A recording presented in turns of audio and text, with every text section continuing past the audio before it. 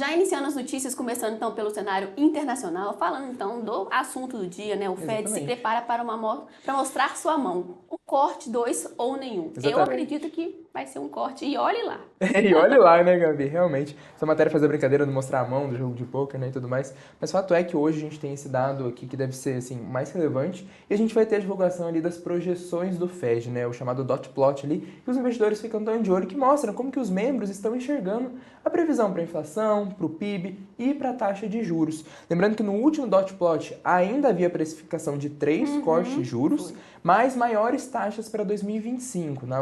Nesse último dot plot havia aumentado a quantidade de membros que previam 3 taxas. Agora talvez o cenário possa ser diferente, dependendo do número de inflação que a gente vê hoje também. A gente viu um mercado de trabalho ainda apertado por lá. E realmente isso pode mudar aqui um pouco o jogo, né? Quando a gente olha as expectativas do mercado, tem a perspectiva de um corte ali para setembro, o mercado meio em dúvida, e para dezembro também a possibilidade de um outro corte. Então, precificando na casa de 2 cortes, vamos ver como que isso se dá hoje. Essas expectativas com certeza vão se alterar com o pronunciamento aqui e com a decisão.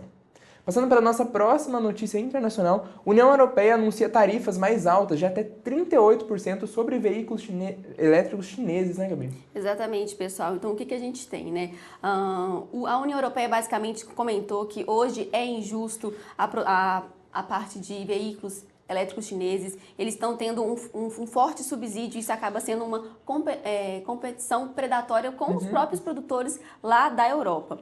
E essas tarifas adicionais, elas são resultado de uma investigação que se iniciou em outubro e basicamente eles estão querendo taxar cerca de 38% aí, como na própria notícia diz, as empresas que não cooperaram com essa investigação, mas as empresas que cooperaram, mas não foram amostradas, vamos dizer assim, a taxa ali vai ser por volta de 21%, um pouquinho abaixo.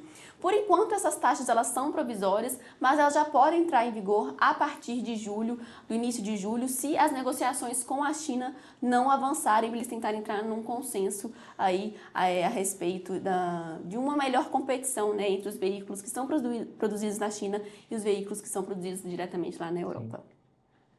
E aí agora falando de Argentina, né? Dia D para Milei. O Senado debate lei para desmantelar o Estado argentino, mas sem garantia de votos. Exatamente. Hoje vai ao Senado a votação da chamada Lei de Bases, que basicamente é uma desidratação do que sofreu ali da Lei Ônibus, que é o pacote ali feito pelo Milei, pela equipe do Milei ali, para realmente ajustar vários pontos, né, que eles buscam com essa lei, né? Aqui quando a gente traz das mudanças, algumas que estão aqui abordadas pela lei são realmente os principais pontos. O Executivo vai ter o poder de privatizar boa parte das empresas estatais para fazer esses ajustes. Órgãos governamentais eles podem ser reestruturados pela própria presidência. O Executivo ele ganha poderes para tomar decisões administrativas, econômicas, financeiras e também teremos aqui dentro desse pacote uma reforma trabalhista. Fato é que ele não tem aprovação total. Quando a gente fala aqui da composição do Senado de lá, a gente precisa de 37 membros para aprovação e ele tem 35 até agora que disseram que vão votar realmente o pacote. Então hoje vai ser um dia bastante decisivo aqui que pode ditar os rumos dessa política econômica que tem sido implementada por lá, nessa tentativa né, de controlar a inflação elevada, os sequenciais déficits que a gente viu ao longo dos últimos anos, enfim, uma tentativa de estabilizar a economia por lá. Agora passando para as nossas notícias nacionais, inflação aqui no Brasil sobe 0,46% em maio e taxa anual volta a ganhar força após 7 meses. Então esse número ele veio acima do que o mercado esperava. O mercado esperava ali um consenso próximo ali de 0,42 e no acumulado de 12 meses nós temos uma inflação de 3,93 ainda dentro daquela banda, né, que o Banco Central pode trabalhar. Em abril, pessoal, os números já tinham vindo acima também, mostrando aí cerca de 0,38, mostrando a continuidade dessa aceleração na inflação brasileira. Esse número de maio, ele já pega um pouquinho do resultado, do reflexo das chuvas do sul. Não à toa, Porto Alegre registrou aí uma inflação de 8,6, ficando atrás somente de Rio de Janeiro, São Paulo e Belo Horizonte. Dos 9 grupos né, que foram estudados, 8 tiveram aumento, puxando principalmente saúde, alimentação e bebidas. Falando de alimentação, todo mundo estava achando que o arroz que ia pesar né, no bolso dos brasileiros, mas não foi. Quem pesou foi a batata, que teve um aumento de mais de 20%. E um outro ponto que é muito importante a gente reforçar é a parte de serviços. A gente sabe que serviços é uma pedra no sapato de todo o Banco Central. E essa parte de serviços também veio acelerando, não só o serviço cheio, vamos dizer assim, mas também o serviço subjacente, que teve aumento inesperado, e nessa parte também de difusão, ou seja, outros setores, mais setores de serviços estão registrando um aumento aí e registrando também uma pressão inflacionária, tá, pessoal? Então, não foi uma notícia tão positiva pra gente, né? Exatamente. Falando agora dessa parte do PIS/COFINS que Nossa, tá deu o que dando falar. pano pra manga, tá? Então o Pacheco avisa que Lula pretende devolver a MP do PIS/COFINS. Exatamente. Ele avisou que pretendia devolver e, na verdade, já devolveu realmente parte dessas medidas que foram colocadas pela MP, alegando ali que a MP, né, como que ela foi executada, ela não obedecia o prazo de noventena, que basicamente são 90 dias ali para depois que uma lei tributária é feita, realmente entrar em vigor. Então ele devolveu parte dessas medidas e isso realmente tem dado o que falar, né? Essa semana a gente comentou aqui na segunda-feira um pouco sobre esse MP também, se você quer entender melhor, volta alguns vídeos atrás que você vai saber um pouco melhor como que funciona esse MP, mas basicamente ela é usada aqui para compensar a desoneração, que é outra pauta aqui que já deu o que falar também, né? Outra polêmica bastante grande que deu o que falar, que é essa desoneração da folha de pagamentos, que basicamente, pessoal, é um incentivo para alguns setores intensivos em mão de obra, para uma economia ali na contratação dos funcionários, né? Porque basicamente uma empresa tem que pagar cerca de 20% ali para a Previdência, e essa lei de desoneração, na verdade, ela faz com que a empresa, ao invés de pagar 20% sobre cada funcionário, ela pague cerca de 1 a 4,5% da receita bruta. Então, isso tem um impacto, e aqui o governo tentando buscar soluções para continuar essa desoneração, fez essa MP do PIS/COFINS que deu o que falar, realmente deve voltar aqui, realmente foi revertida, mas ainda deve dar algum debate.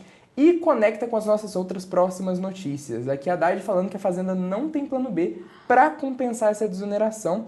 E falando aqui que, pela conversa que ele teve ontem com o Lula, com o Pacheco, talvez ficou parecendo ali que o Senado vai ter alguma responsabilidade nisso também, vai tentar achar algumas formas para compensar essa desoneração. Fato é que o cenário está complexo, o governo cada vez mais tentando fechar o cerco em várias pontas aqui e encontrando certas resistências, né, para avançar realmente nesse aumento arrecadatório. A Haddad fala aqui também, conectando na nossa próxima notícia, bastante conexão entre aqui as pautas locais. A Haddad diz que levará a Lula propostas sobre revisão de despesas. A gente vê que realmente esse aumento da arrecadação tem sido difícil de costurar, e aqui talvez a gente tenha que ir realmente para o lado das despesas aqui, uma revisão possível para tentar atingir déficit zero, que são as metas, né, realmente aqui, fiscais para o país. Mas um respiro aí para o nosso bolso, né? Exatamente. Não é só do lado de cá, do lado de lá também. Exatamente, mas cenário bastante complexo.